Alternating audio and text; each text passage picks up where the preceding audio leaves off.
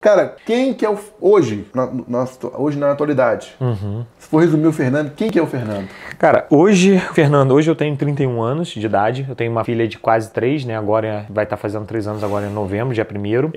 Eu tenho uma operação de dropshipping com empresa aqui do Brasil, onde eu vendo somente para o Brasil com a empresa daqui, e tenho uma empresa nos Estados Unidos que eu vendo para outros países do mundo também. Hoje eu tenho um escritório, né? Um baita de um escritório legal, né? Que eu tenho muito orgulho dele. Ele tem 3... foto dele? Dá pra te botar foto aqui? Dá. Depois dá pra botar foto aqui no meu escritório. Ele tem 3 andares. Eu tenho 15 funcionários somente operando dropshipping, né? E é uma coisa que eu fico muito feliz, né? De ter conquistado isso, Mike. Porque muita gente acha que dropshipping é coisa pra você fazer no amadorismo, pra você iniciar, dar um pontapé, sabe? E eu levo o dropshipping a sério há 11 anos. Tudo que eu conquistei na minha vida foi graças ao dropshipping. Então eu levanto muito a bandeira do que sim, é possível você fazer o dropshipping de uma maneira profissional e sim, é possível você fazer branding, por exemplo, que hoje está muito na moda o pessoal falar de branding, que no dropshipping não dá para fazer branding. Dá sim para você fazer branding. Eu tenho um site, por exemplo, que está há anos comigo no mercado aí, muita gente conhece o site e é site em dropshipping, sabe? Então, hoje o Fernando é exatamente um empresário focado em dropshipping. Então, meu foco é dropshipping. Você falou também que nos Estados Unidos você tem uma operação lá. Tem escritório lá também? Como é que é? Não.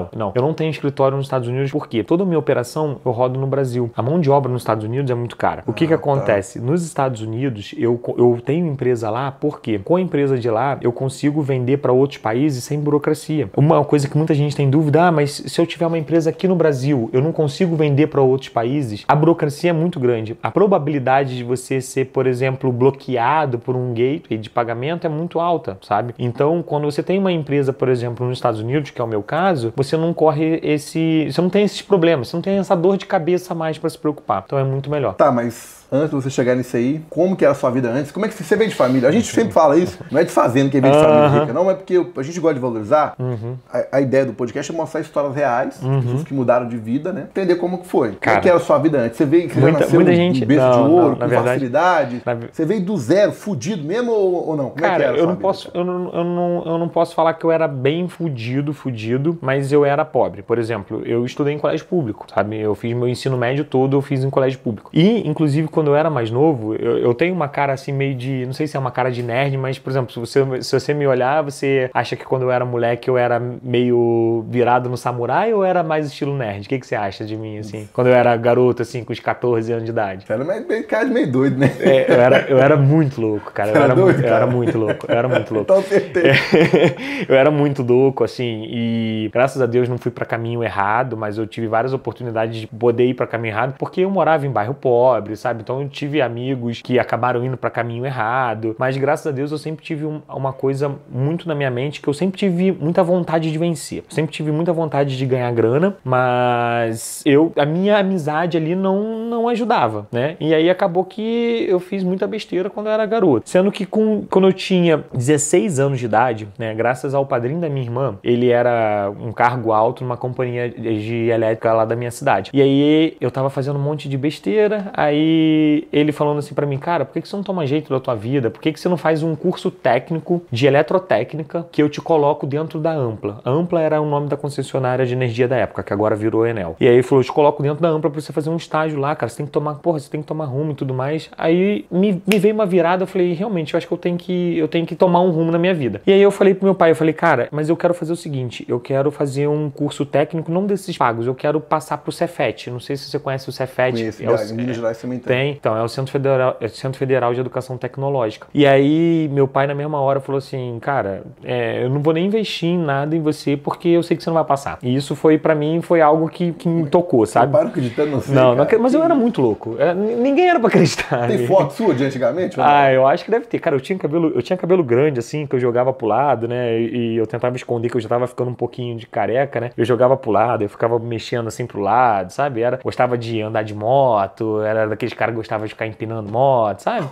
Era bem louco. E aí ele, resumo assim, né? Ele falou que ele não acreditava em mim e a minha mãe veio, ela não tinha grana. Meu pai era funcionário público de cargo técnico, então, por exemplo, não é dos mais fudidos, mas também não é nem classe média, sabe? É como se fosse hoje uma pessoa que ganha, sei lá, 3 mil reais, entende? Mais ou menos. Então não é o fudidaço, mas também não é um salário nem perto de ser ideal. E aí a minha mãe falou: Fernando, eu acredito em você, você vai estudar? Eu falei: mãe, eu vou estudar. E eu sempre tive uma coisa que é muito boa em mim, que eu sempre explorei muito, é que é a facilidade de aprendizado. Eu nunca gostei de estudar, né? Eu não gosto assim de estudar. Você pega rápido ali. Mas eu pego rápido. Por exemplo, em época de prova, eu não estudava nada, sabe? Eu quase não queria nem ir pra aula, eu queria ficar lá na parte do pátio, lá de farra. Mas na época de prova eu pegava ali meia hora antes e lia ali o conteúdo da prova e pum, passava, sabe? E aí eu peguei e comecei a estudar para passar nesse concurso. E aí eu passei. Sendo que nisso que eu passei no concurso, aí começou a me dar gosto de estudar. E aí eu falei: putz, legal, então eu já vou emendar, por exemplo, numa engenharia, assim que eu acabar. Nisso, até então, eu nem conhecia o dropshipping, né? Eu era bem novo. Aí eu comecei a trabalhar, meu primeiro emprego, eu só tive um emprego de carteira assinada até hoje, Mike. Até hoje eu só tive um emprego. E esse emprego, eu tive uma ascensão também muito alta lá. Eu consegui subir de cargo muito rápido lá. E assim que eu me formei como engenheiro, assim que eu me formei, eu passei no concurso também da Petrobras, que era para ser inspetor de elétrica da Petrobras. E era algo que dava dando muita grana. Então as coisas aconteceram na minha vida muito rápido, sabe? Tudo acontece na minha vida muito rápido. Todo mundo pergunta assim: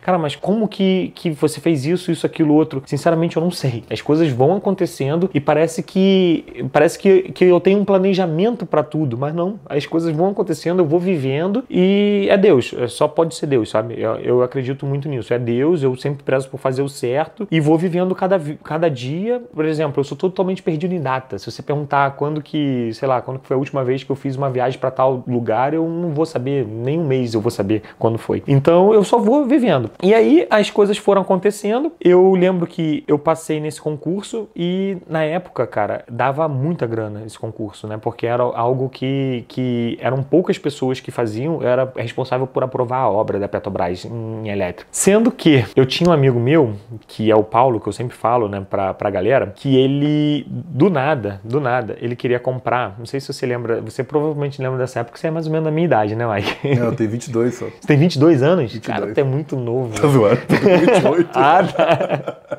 Falei, porra, então de repente você não vai lembrar disso e tal. Mas, por exemplo, a galera que tá em casa, não sei se você lembra, mas sabe MP3? Lembro demais, eu queria ter um na época. Esse meu amigo, esse Paulo, ele queria ter um na época. E aí ele não tinha dinheiro pra comprar, porque era caro pra caramba. Só que aí ele começou a ver que esses produtos não estavam vindo do Brasil. E aí ele começou a pesquisar de onde estavam vindo. E aí ele achou que conseguia comprar pelo eBay esse MP3 com valor muito mais baixo. E aí ele comprou. Aí quando chegou na casa dele, todos os amigos falaram: porra, mas eu quero ter também. Aí ele falou: então eu te vendo. Aí vendeu pra um e foi lá e comprou. Ah, eu também quero. Ah, você quer? Eu consigo pra você. Quanto? É X. Aí ele comprava, mandava pra casa dele e falava: toma, tá aqui, seu MP3. E ele começou a fazer isso, ele começou a estudar sobre, né, esse modelo de venda. Intermediação de venda. Essa intermediação de venda, que no caso é o dropshipping, né? Pra quem não sabe, galera, o que é o dropshipping? E pra quem... É bom explicar, a gente sempre fala de todos os vídeos. A gente já foi falando, mas por exemplo, então, porra, o que é o dropshipping? O dropshipping nada mais é do que um modelo no e-commerce onde a gente não investe em estoque, tá? Então, por exemplo, se você achou isso aqui legal e você quer vender, você não precisa comprar para você vender. O único trabalho que você vai ter é montar uma página, uma boa copy, né, para descrever esse produto aqui e saber anunciar, né? Ou seja, saber de marketing digital e poder ver quais são os diferenciais desse produto, né? O que eu posso explorar aqui e vou começar a anunciar, porque com certeza,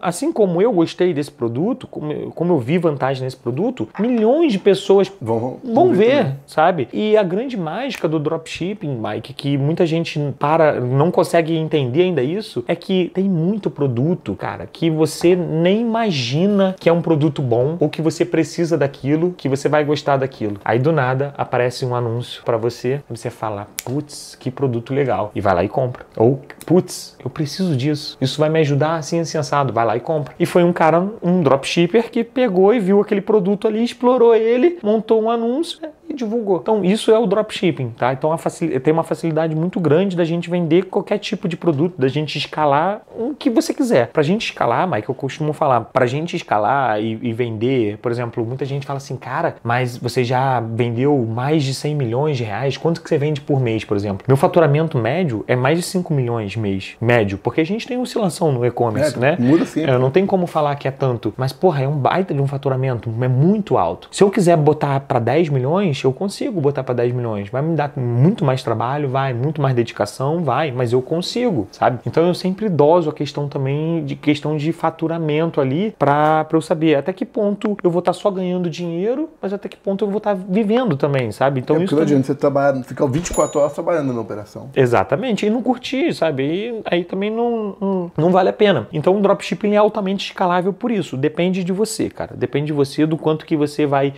pegar e vai explorar o mercado. Então é um mercado muito bom e é um dos motivos de eu nunca ter saído disso. De eu nunca ter saído.